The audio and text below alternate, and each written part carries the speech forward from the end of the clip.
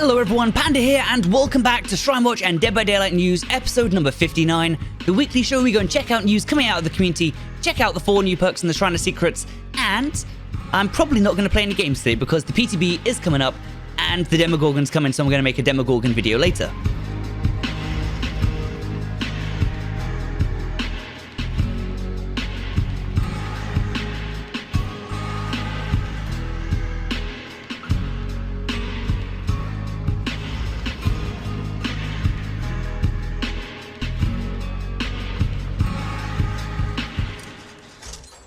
So in news for the week, the Dead by Daylight Stranger Things DLC PTB is up on PC if you want to come on here and play that, introducing the 2 new status effects, Oblivious and Undetectable. And on this build, there are a whole bunch of changes to the actual way the game works. For example, there is no more Survivor with friends. Instead, you just join and play as Survivor, and you can invite your friends straight from there. Also, at the end of the game, your group stays together instead of being disbanded, which is just so much easier. So in the PTB, we also have 3 different perks that are being changed. Our first one is a killer perk, and it is Dying Light. Every time that you hook a survivor that is not the obsession, you get 1 stack of this perk, up to a maximum of 9 stacks. That is, of course, if you kill all of the other 3 survivors with 3 hooks each. And for each stack of this token, it reduces the repair, healing, and sabotage speeds of all survivors by 3%. So if you can get this stacked up to 9, then you're reducing everything that the other survivors are doing by 27%, which is quite significant. To counteract this though, the obsession can unhook and heal people 33% faster, and if the obsession dies at any points, you lose all your tokens and you go back to normal. Perks that are changing over on Survivor side, our first one is Left Behind. Used to be an incredibly useless perk that was never going to get any use, especially now they introduced the endgame collapse.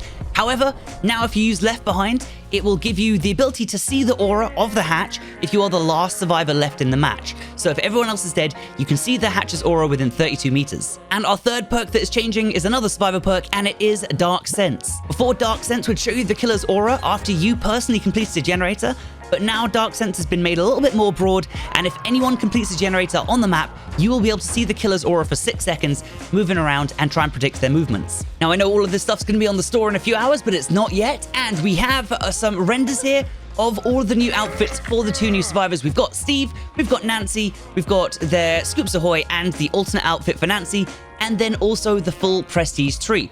And I've got to say that I'm actually really liking the Steve Prestige tree. It looks pretty bloody, it looks like the blood's been evenly distributed. Sometimes it just looks like they've been dipped in a vat of ketchup.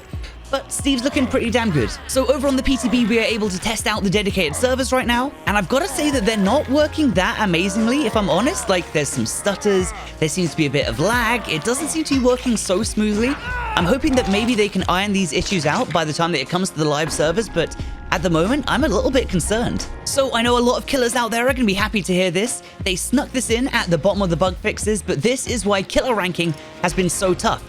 We have fixed an issue that caused no points in the malicious emblem for catching a survivor in a locker, and fixed an issue that caused no points in the chaser emblem for interrupting a survivor ending a chase.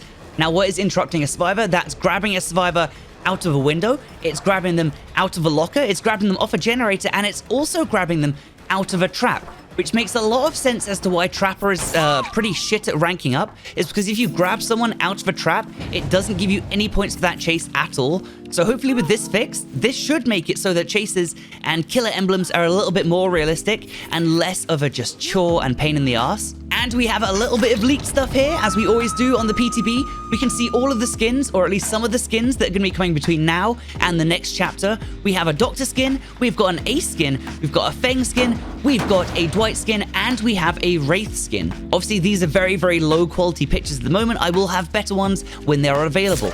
And in shitty news yesterday, I was walking my dog up in the park and I broke my fucking ankle. So that's pretty much it for the Dead by Daylight news this week. We've been just waiting for the PTB and it is finally here. I'm sure we'll have some interesting news next week. Let's jump onto the ShrineWatch portion of the show and see what we have this week. Starting with our survivor perks, our first perk is a Nia Coulson perk. It's 15th time up on the Shrine of Secrets. We have Urban Evasion. Urban Evasion is just a way for new players pretty much to negate a mechanic of the game, to not have to worry about crouching down and moving slowly. You can crouch at the exact same speed as you can normally walk. This makes it a lot easier to escape the killer and to hide from the killer around objects if you can at least crouch and just circle around them. Definitely a good perk if you're getting started off in Dead by Daylight. And our second perk this week, and it's first time up on the shrine, I'm loving to see all these first timers, we have Jane Romero's HeadOn, the meme perk itself. After being in a locker for 3 seconds, HeadOn will activate and the icon will light up. And when HeadOn is active, sprinting out of the locker and bursting out of it will stun the killer if they're standing in front of it for 3 seconds. Now this will also make you exhausted for 40 seconds, but it will only make you exhausted if the HeadOn stun actually hits the killer. And also one additional condition is that if you have been in the locker for too long and you have crows on top of it, it will not activate the perk. So you really need to use this quite quickly after getting into a locker. Moving over to killer perks, our first killer perk is a doctor perk. It's 12th time up on the Shrine of Secrets, and it is Overcharge. Kicking a generator to start the regression will apply overcharge to the generator. The next survivor that interacts with the generator and starts repairing it will be hit with a tremendously hard skill check, and if they fail that skill check, it will knock the generator back an additional 5%. If the survivor does manage to hit the skill check, it will not give any progress, but it will prevent the generator from exploding. And our second killer perk on the shrine this week is the killer perk that's been on the shrine the most out of all of them. It's a Hillbilly perk. It's 16th time up on the shrine. You guessed it, it's Enduring. Reduce the duration of pallet stuns by 50%. A decent perk on a lot of killers and can really reduce the power of the pallets. So there are our perks of the week, and what are my picks? Well, if you're a survivor, absolutely grab yourself a bit of HeadOn. It seems to be the flavor of the month meme perk at the moment, and honestly, it's a decent perk. And also in this patch, they've made it so that it actually works a bit better. They've increased the zone, so it actually always hits in the zone, whereas before it was a bit bugged. Sometimes it wouldn't hit, sometimes it will hit.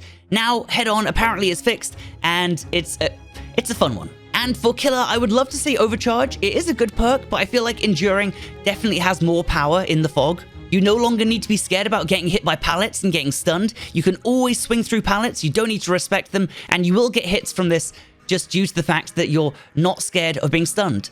Okay, so usually now I would go and play a couple of matches with these perks and see if I can make them work, but because the Demogorgon's coming out in 2.5 hours, I'm actually just going to put this up now and make a Demogorgon video later tonight. Thank you so much for watching and supporting, everyone. Don't forget to leave a like and subscribe and show a friend if you think they'd benefit from this show, and I will see you later with some epic Demogorgon gameplay. Have a great day, everyone. Panda out.